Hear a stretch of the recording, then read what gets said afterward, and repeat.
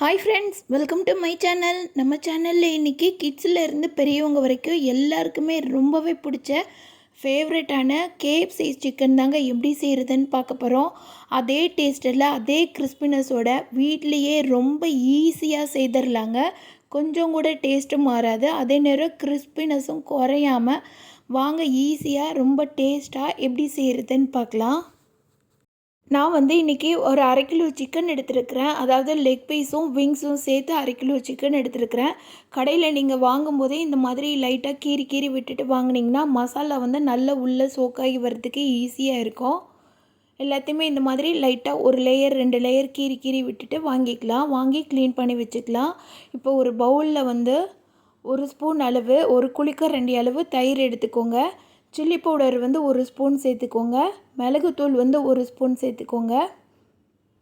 இது கூட ginger garlic paste, இஞ்சி பூண்டு பேஸ்ட்டு 1 ஸ்பூன் சேர்த்துக்கோங்க.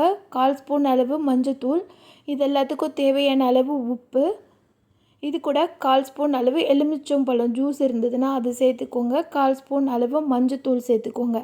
சேர்த்துட்டு எல்லாத்தையும் நல்லா மிக்ஸ் பண்ணி விட்டுடலாம். இது ரொம்ப திக்காக இருந்ததுன்னா கொஞ்சமாக தண்ணி மிக்ஸ் பண்ணிக்கோங்க. தண்ணி நிறைய சேர்க்கவே வேணாம். ஒரு ஸ்பூன் அளவு தண்ணி சேர்த்துக்கிட்டிங்கனாலே போதுமானதாக இருக்கும். நான் கெட்டி தயிர் ஊற்றுனதுனால தண்ணி சேர்த்துருக்குறேன். தயிர் கொஞ்சம் லிக்விடாக இருந்ததுன்னா நீங்கள் அந்த தண்ணி கூட சேர்க்க வேண்டாம்.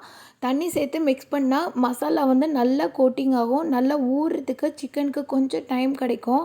அதனால் கொஞ்சம் செமி சாலிடாக அந்த மாதிரி வச்சுக்கோங்க. அப்போ தான் சிக்கனை நம்ம நல்லா முக்கி எடுக்கும்போது மசாலா உள்ளெல்லாம் நல்லா போயிட்டு நல்லா ஊறி வரும்.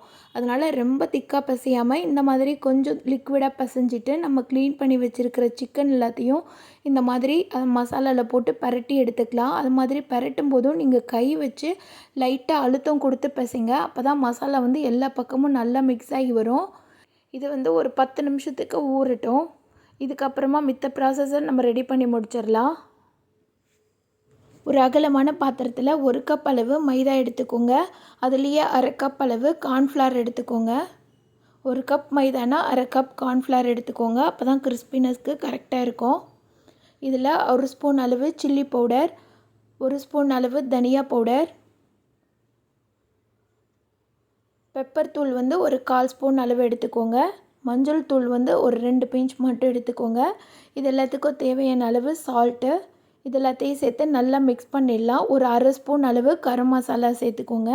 மாவு எல்லா பக்கமும் நல்லா மிக்ஸ் ஆகி வரணும். மசாலா மாவு எல்லாத்தையும் நல்லா இந்த மாதிரி கை வச்சு மிக்ஸ் பண்ணுங்கள். அப்போ தான் எல்லா பக்கமும் ஒரே ஈவனாக மிக்ஸ் ஆகி வரும். கரண்டி வச்சு பசைஞ்சிங்கன்னா அந்தளவுக்கு கரெக்டாக மிக்ஸ் ஆகாது.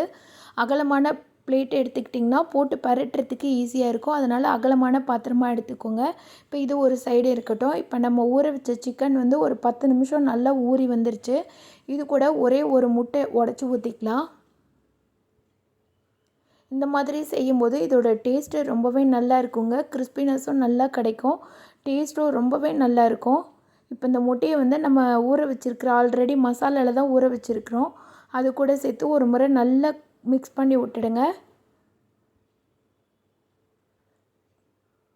இது எல்லாத்தையும் ஒரு பிளேட் போட்டு மூடி ஃப்ரிட்ஜில் ஒரு 1 மணி நேரத்தில் இருந்து ஒரு 1.5 மணி நேரம் வரைக்கும் கண்டிப்பாக ஊற வைக்கணும். அப்போ தான் இது மசாலா நல்லா ஊறிட்டு நல்லா டேஸ்ட்டாக வரும். கண்டிப்பாக ஒரு 1.5 மணி நேரமாவது ஊற வச்சுருங்க. ஃப்ரிட்ஜில் வைங்க, ஃப்ரீசரில் வேண்டாம்.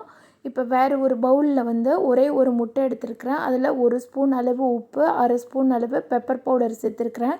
இது எல்லாத்தையும் ஃபோர்க் வச்சு நல்லா மிக்ஸ் பண்ணி விட்டுடுங்க. முட்டை கொஞ்சம் கூட தனித்தனியாக இருக்கக்கூடாது, நல்லா மிக்ஸ் ஆகி இருக்கட்டும். இப்போ நம்ம ஊற வச்ச சிக்கன் 1.5 மணி நேரம் நல்லா ஃப்ரிட்ஜில் வச்சு ஊற வச்சு எடுத்துட்டேன். சிக்கன் நல்லாவே ஊறி வந்திருக்கு.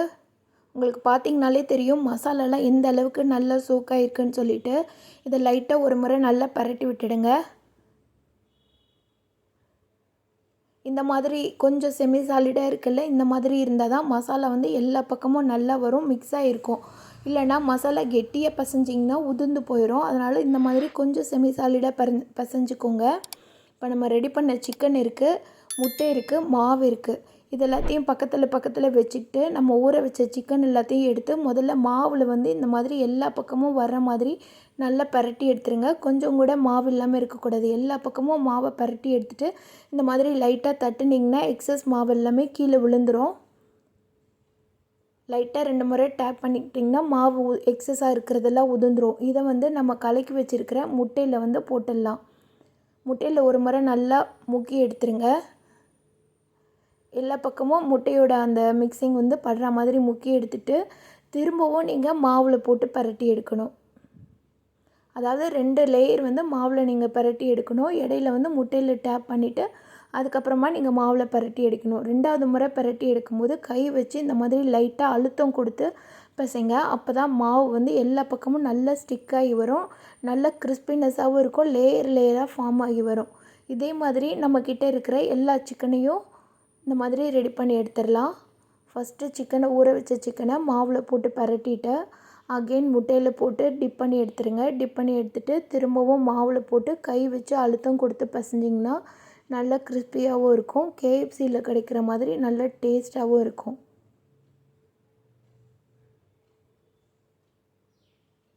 எண்ணெய் வந்து நல்லா சூடாக இருக்குது. இப்போ இதில் நம்ம மாவெல்லாம் பரட்டி வச்ச சிக்கனை வந்து இதில் போட்டுடலாம். சிக்கன் சேர்த்தோன்னே ஃப்ளேம் வந்து லோ ஃப்ளேமில் வச்சுருங்க. இல்லைன்னா மாவு வந்து வெளியில் நல்லா கருக ஆரம்பிச்சிரும். அதனால் எண்ணெய் ஃபஸ்ட்டு போடும்போது மீடியம் ஹீட்டில் இருக்கணும். சிக்கன் சேர்த்தோன்னே ஃப்ளேம் வந்து லோ ஃப்ளேமில் வச்சுருங்க. இது குக் ஆகிறதுக்கு ஒரு 10 to 15 மினிட்ஸ் சிக்கனோட குவான்டிட்டியை பொறுத்து மாறுபடுங்க. எண்ணெய் வந்து நான் கொஞ்சம் கம்மியாக ஊற்றிருக்கிறதுனால இந்த மாதிரி ஹீட்டான எண்ணெயெல்லாம் எடுத்து மேலே போடுறேன். இந்த மாதிரி போடும்போதே பார்த்திங்கன்னா தெரியும் நல்லா லேயராக ஃபார்ம் ஆகுறது. நீங்கள் எண்ணெய் ஃபுல்லாக ஊற்றுனீங்கன்னா சிக்கன் முங்குற அளவுக்கு எண்ணெய் ஊற்றியும் பொரிக்கலாம். அந்த மாதிரியும் பொரிச்சுக்கோங்க. இந்த மாதிரி பொரிக்கும் போது நம்ம எண்ணெய் வந்து நிறைய வேஸ்ட் ஆகாமல் இருக்கும். எல்லா பக்கமும் ஒரே ஈவனாகவும் வெந்து வரும். நல்லா ஸ்லோ குக்கிங்கில் வச்சு பண்ணால் தான் நல்லா கிறிஸ்பியாகவும் இருக்கும். சிக்கனும் உள்ளே நல்லா வெந்து வரும். அதனால் இந்த மாதிரி மெத்தடில் கொஞ்சம் பொரிச்சு பாருங்கள். எண்ணெய் ஜாஸ்தி செலவாகாது இந்த மாதிரி செய்யும்போது. இப்போ லைட்டாக ஒரு பக்கம் கலர் சேஞ்ச் ஆனோடனே இன்னொரு பக்கம் திருப்பி போட்டுடுங்க. இன்னொரு பக்கம் நல்லா வெந்து வரட்டும். எண்ணெயோட சலசலப்பு ஃபுல்லாக அடங்கிட்டு இந்த மாதிரி கொஞ்சம் கூட எண்ணெய் வந்து புருபுருன்னு வரக்கூடாது. அந்த மாதிரி இருந்தால் தான் சிக்கன் வந்து உள்ளே நல்லா வெந்து வந்துருச்சுன்னு அர்த்தம். 2லேருந்து 3 முறை நல்லா திருப்பி போட்டு வேக வைங்க. ஒரே பக்கமாக விட்டிங்கன்னா ஒரு பக்கம் வெந்துடும், இன்னொரு பக்கம் வேகாது. இப்போ பார்த்திங்கன்னா தெரியும் சிக்கன் நல்லாவே வெந்து வந்துருச்சு. எவ்வளவு கிறிஸ்பியாக இருக்குதுன்னு சொல்லிட்டு அவ்வளோ மொறுமொறுன்னு இருக்குங்க. வாசமும் அவ்வளோ சூப்பராக இருக்குது. டேஸ்ட்டும் ரொம்பவே அருமையாக இருந்தது. அவ்வளோதாங்க, நம்ம டேஸ்டான கேஎஃப்சி சிக்கன் வீட்லேயே ரொம்ப ஈஸியாக அண்ட் டேஸ்ட்டாக கிறிஸ்பியாக ரெடி பண்ணிட்டோம். கடையில் கிடைக்கிறத போலவே பார்த்திங்கனாலே தெரியும் எவ்வளவு கிறிஸ்பியாக இருக்குதுன்னு சொல்லிட்டு. இது நல்லா சூடாக இருக்குது. பிச்சு பார்த்திங்கன்னா உள்ள சிக்கன் எவ்வளவு சூப்பராக வெந்து வந்திருக்குன்னு சொல்லிட்டு பார்க்கும்போதே சாப்பிட்ணும் போல் இருக்கா. அந்தளவுக்கு ரொம்ப டேஸ்ட்டாக இருக்குது. கடைகளில் அதிக விலை கொடுத்து வாங்குறதுக்கு வீட்டிலையே சிக்கனை இந்த மாதிரி வாங்கி நான் சொன்ன மெத்தடில் செய்து பாருங்கள். இந்த டேஸ்டான கிறிஸ்பியான சிக்கன் ரெசிபி கேஎஃப்சி சிக்கன் ரெசிபியை நீங்களும் செய்து பாருங்கள். செய்து பார்த்துட்டு எப்படி இருந்துச்சுன்னு சொல்லிட்டு கமெண்ட் பண்ணுங்கள். இந்த வீடியோ பிடிச்சிருந்ததுன்னா இந்த வீடியோக்களில்